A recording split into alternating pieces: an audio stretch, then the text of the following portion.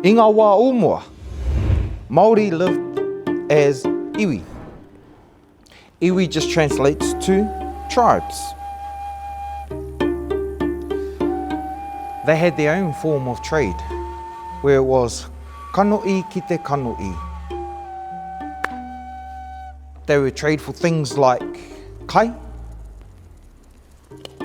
mai,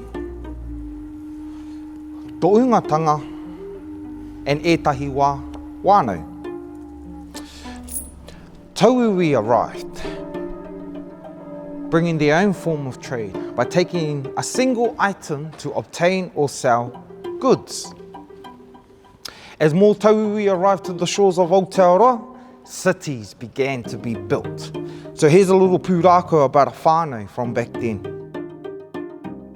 Māori lived in rural areas where money was scarce.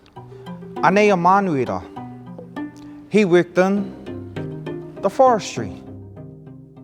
Wikitoria, he wahine toa, she worked on a farm. Hear me, he moved to the city and he became known as James the factory worker.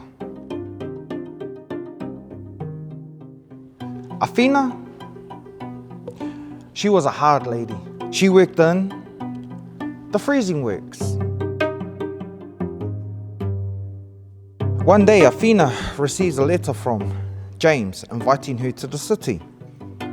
Awhina thought to herself, you know what? I'm going to go join my cousin in the taone. So she hopped on a pahi and travelled to the taone, where she too worked in the factory. Manuera, he receives a telegram from the taone, inviting him to the city. He thought, I've had enough cutting down trees, so I'm going to go to the taone. So what he did is, he jumped on the trainer and went to the taone, where he became known as Emmanuel, also working in the factories. Now, word had spread far and wide that these three cousins were doing well in the city. It even spread all the way over to where Wikitoria was on the farm.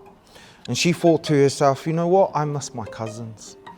I miss my wānau. So, she hops on her horse and she travels to the taone, where she became known as Victoria, the boss. Now here they are, all four of them living together in the taone. And this is a common pūrākau of how Māoris came to the taone.